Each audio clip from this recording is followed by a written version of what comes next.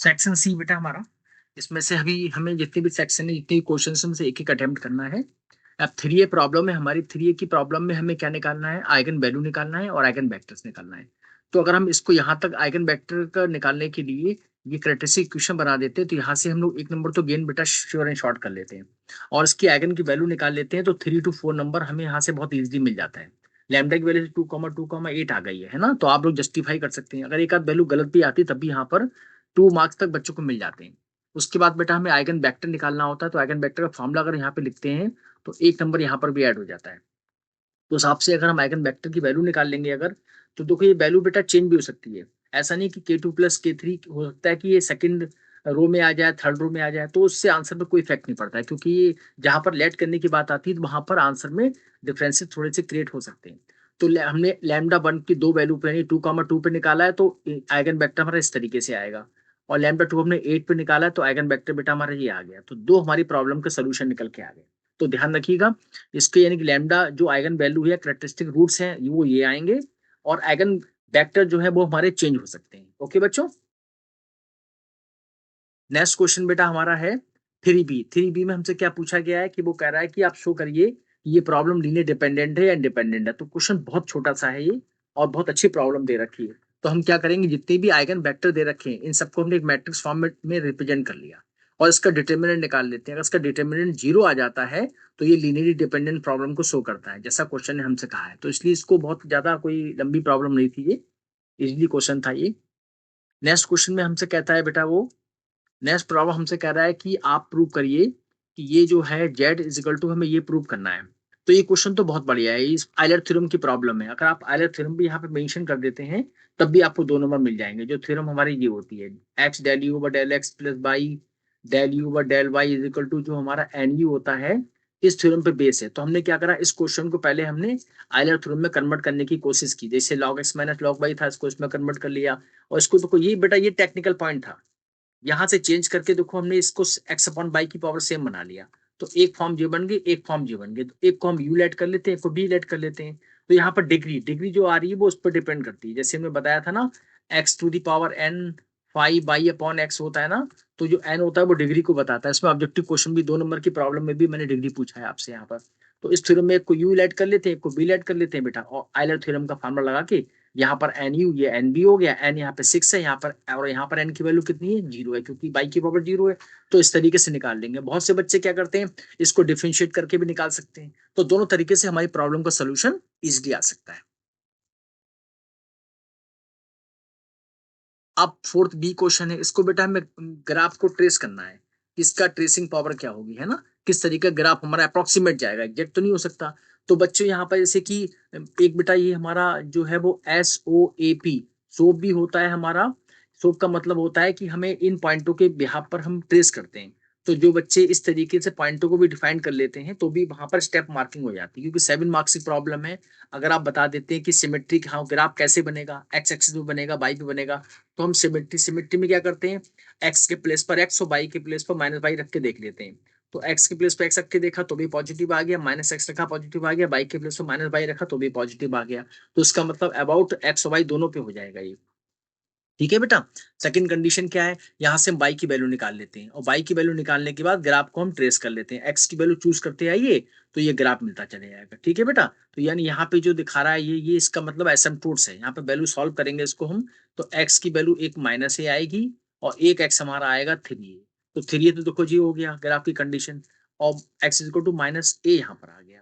तो इसका मतलब ग्राफ जो है यहाँ से जो है वो इस कंडीशन में चला जाएगा, है ना, इस कंडीशन में आ जाएगा। यानी यहाँ पे जो हो जाएगा वो एसिम्पटोट्स हो जाएगा, वो सीधा निकल जाएगा। तो इस तरीके से ग्राफ प्लॉट करेंगे। अगर हम खाली पॉइंट्स को डिफाइन कर लेते हैं तो 3 to 4 मार्क्स बेटा हमें इजिली मिल जाते हैं। लेकिन जब हम ग्राफ कंप्लीटली प्लॉट कर लेंगे तो 6 to 7 मार्क्स एग्जामिनर हमें बहुत इजिली दे देता है, इसमें कोई प्रॉब्लम नहीं होती है। ठीक है बच्चों। जैसे नेक्स्ट क्वेश्चन की बात करते हैं। नेक्स्ट क्वेश्चन हमारा है 5D। इसका मतलब क्या हो गया, मिनिमम डिस्टेंस हमसे पूछिए 1 to 0 पर, और एक क्वेश्चन हमें दे रखा है फंक्शन। फंक्शन ये दे रखा है Z² = x² + y²। तो एक को बेटा हमने f लेट कर लिया, एक को फाइव लेट कर लिया। और लैग्रांज मल्टीप्लाई का फॉर्मूला अगर हम लगा देते हैं तो मैक्सिमम यहाँ से 3 मार्क्स हमें मिल जाते हैं, क्योंकि थ्योरम पे बेस्ड है ना ये। लैग्रांज मल्टीप्लाई का फॉर्मूला ये होता है, दो फंक्शन जब दे रखे होते हैं। तो यहाँ से बेटा हम लैम्डा की वैल्यू निकालेंगे और लैम्डा की वैल्यू निकाल के पुट करके हम एक्स वाई जेड के निकालेंगे, क्योंकि स्क्वायर में है ना क्वेश्चन, स्क्वायर रूट है, तो इसका मतलब दो अंडर रूट दो वैल्यू आएंगी, एक बेटा ये आएगी, एक वैल्यू ये आएगी। इन दोनों बीच की डिस्टेंस निकाल लेते हैं। डिस्टेंस हमारी अप्रोक्सीमेट अंडर रूट 10/2 आएगी। तो यानी कि अगर यहाँ 3 नंबर तो यहाँ तक मिल जाएंगे हमें, और कोऑर्डिनेट निकाल लेते तो 5 मार्क्स हमें यहाँ तक मिल जाएंगे, और डिस्टेंस निकाल लेते हैं तो पूरा 2 मार्क्स हमें यहाँ मिल जाते हैं। तो इस तरीके से प्रॉब्लम हमारी लगभग 7 मार्क्स तक पहुंच जाती है। ठीक है बच्चों। नेक्स्ट क्वेश्चन हमारा है, नेक्स्ट क्वेश्चन में हमने आपसे पूछा है कि अप्रोक्सीमेट वैल्यू निकालो। ये तो बहुत अच्छा क्वेश्चन है, बहुत छोटी सी क्वेश्चन 7 मार्क्स में दे दिए। तो उसके लिए क्या करते हैं हम लोग, आपने इसको यू लेट कर लिया और इसको एक्स वाई जेड की फॉर्म लेट कर ली। मैं समझता हूँ आपने भी बच्चों इसी तरीके से किया होगा। एक्स को 1 मान लिया, वाई को 2, जो नियरेस्ट होता है, जैसे 0.98 एक्स 1 के नियरेस्ट है, ये 2 के नियरेस्ट है, ये 2 के नियरेस्ट है, तो उसी तरीके से हम लोग लेट कर लेते हैं। तो हमने यू लेट किया, यहाँ पर एक्स वाई जेड लेट किया, तो यू की वैल्यू 3 आ गई, और इसके डिफरेंसेस को लेट कर लिया हमने, 1 में सब्ट्रैक्ट कर करके है, del x del y del z आ गया, अप्रोक्सीमेट लगभग इतना आ गया है ना बेटा। तो यहाँ से हम क्या करेंगे, इसको डिफरेंशिएट कर लेंगे, क्योंकि हमारा यू स्क्वायर जो है वो ये बन के आ गया ना। इसको डिफरेंशिएट करेंगे तो यू डेल यू समथिंग आ गया, क्योंकि एक्स स्क्वायर डिफरेंशिएशन करेंगे तो 2x dx, वाई का करेंगे 2y dy, जेड का करेंगे तो 2z dz हो जाएगा। यहाँ से बेटा डेल यू की वैल्यू निकाल ली हमने, और अप्रोक्सीमेट वैल्यू निकालेंगे तो उसमें इसको हम ऐड कर देंगे। तो ये कितना आ जाएगा, 2.9 से। आप इसको चेक भी कर सकते हो, डायरेक्ट कैलकुलेटर से आप निकालोगे तो दोनों की वैल्यू का डिफरेंसेस लगभग इक्वल आएगा। ठीक है बच्चों। नेक्स्ट क्वेश्चन हमारा है, ये क्वेश्चन थोड़ा सा मुश्किल है बेटा, ये टफ प्रॉब्लम है हमारी। सबसे टफ क्वेश्चन जो है वो यही दे दिया गया है। वाई स्क्वायर, मैं समझता हूँ मैक्सिमम बच्चों ने प्रॉब्लम नहीं की होगी। Y square is equal to 4x, y square is equal to 4by हो, 4bx हो गया, x y is equal to c square, x y is equal to d square. तो बेटा ये एक्चुअली जैकोबियन की प्रॉब्लम है, चेंज ऑफ वेरिएबल का question है ये। मोस्टली टीचर इन क्वेश्चन को कराते नहीं, लेकिन आप लोगों को करना चाहिए। आगे बढ़ना है, गेट का एग्जाम देना है, तो इन क्वेश्चन का करना बेटा बहुत जरूरी होता है। तो उसके लिए क्या करते हैं हम लोग, लेट कर लेते हैं। आपने लेट किया होगा, यू को हमने वाई अपॉन एक्स लेट कर लिया, बी को एक फॉर्म, दोनों अलग अलग लेट कर लेते हैं। तो उसको सॉल्व करते हैं, तो बेटा हमारा यू 4a हो गया, 4b हो गया, बी हमारा सी स्क्वायर और डी स्क्वायर हो गया।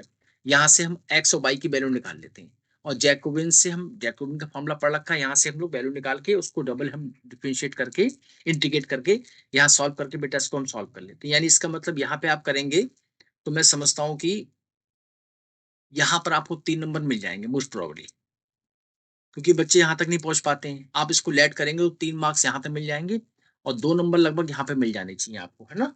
बाकी आंसर निकालना तो बेटा बहुत अच्छी बात है, यहाँ पे 4 नंबर तक आप आराम से गेन कर सकते हैं। तो मोस्टली बच्चों ने क्वेश्चन मुझे लगता है कि छोड़ दिया होगा, कर लिया है तो बहुत अच्छी बात है बेटा। नेक्स्ट क्वेश्चन हमारा है बेटा, नेक्स्ट क्वेश्चन में हमने क्या पूछा है, वॉल्यूम ऑफ द, क्वेश्चन बहुत अच्छा है, डिरिचलेट थ्योरम की प्रॉब्लम है, बहुत बढ़िया प्रॉब्लम है। इसमें क्या करते हैं हम लोग, हम एक सरफेस वाइज लेट कर लेते हैं, इसको यू लेट कर लेते हैं, इसको बी कर लेते हैं, इसको डब्ल्यू कर लेते हैं, और यू भी डब्ल्यू की वैल्यू यहाँ से इजिली निकाल लेते हैं। यू कितना हो जाएगा, यू हो जाएगा हमारा √a, और यू की वैल्यू निकालेंगे यहाँ से हम, तो यू इज इक्वल टू हमारा हो जाएगा 1/√a, और x टू दी पावर 1/2 हो जाएगा, है ना। तो यहाँ से हम del u del b del y निकाल के और डिरिचलेट थ्योरम की कंडीशन में पुट कर देते हैं, तो हमारी प्रॉब्लम का solution a b c upon factorial 6 आ जाता है। तो हम थ्योरम भी लिख देंगे तो भी बेटा हमें 3 मार्क्स में यहाँ से मिल जाते हैं, और आंसर आ जाएगा तो बहुत अच्छी बात है, 4 मार्क्स तक हम ले जाएंगे, क्योंकि बहुत छोटी सी प्रॉब्लम है, ज्यादा इसमें डिफरेंसेस नंबर पे आएंगे नहीं। अगर इसको लेट करते हैं तो यहाँ पर भी हमें 1 नंबर मोस्ट प्रोबेबली मिल जाता है। नेक्स्ट प्रॉब्लम बेटा हमारी है, नेक्स्ट क्वेश्चन में हमसे क्या पूछा है, ये हमारी ग्रीन थ्योरम है। अगर इस थ्योरम को लिख देते हैं तो मोस्टली टीचर जो है वो हमें 3 नंबर 3 मार्क्स तक हमें आराम से दे देता है, क्योंकि थ्योरम पे बेस्ड है ना ये प्रॉब्लम। तो इस थ्योरम से ही हमें 3 नंबर मिल जाएंगे। और ग्राफ प्लॉट करते हैं, ग्राफ भी बहुत इंपॉर्टेंट है इसका, क्योंकि एक्स वाई पर डिपेंड है ना ये। तो y is equal to 2/π × x है, तो स्ट्रेट लाइन है ये। तो इसका मतलब ये हो गया, यहाँ पर भी हमें 2 नंबर मिल जाते हैं। तो 3 2 5, और खाली सॉल्व करेंगे तो सॉल्व करना कोई बड़ा इजी इजी मतलब टफ प्रॉब्लम नहीं है। तो यहाँ पर भी 2 नंबर हमें मिल जाते हैं। तो इस तरीके से हमें मार्क्स का जो है डिफरेंसेस क्रिएट हो जाता है। 3 नंबर हमें यहाँ दे देता है एग्जामिनर, 2 नंबर ग्राफ के दे देगा बेटा वो, और 2 नंबर हमें कैलकुलेशन के दे देगा। ओके। नेक्स्ट बेटा हमारा है Gauss divergence theorem. Gauss divergence theorem में क्या कराया उन्होंने, थ्योरम देखो, सबसे पहले आप जब भी क्वेश्चन स्टार्ट करो थ्योरम को लिखो, तो यहाँ पे सट से आपको 3 नंबर मिल जाएंगे, और इसको कैलकुलेट करोगे, लिमिट चेंज करोगे तो 2 नंबर यहाँ मिल जाएंगे। आंसर नहीं भी आता है तो 1 नंबर आपका वो कट कर लेता है। तो इसलिए आंसर अगर आ जाता है तो बेटा हमें 2 नंबर यहाँ मिल जाएंगे। तो इस तरीके से बेटा हमारे पूरे सिलेबस को हम कवर करके 100% मार्क्स ला सकते हैं, और हम एक्सपेक्ट करते हैं अभी सब बच्चों का पेपर बहुत अच्छा हुआ होगा। All the best my dear बच्चों, थैंक यू वेरी मच।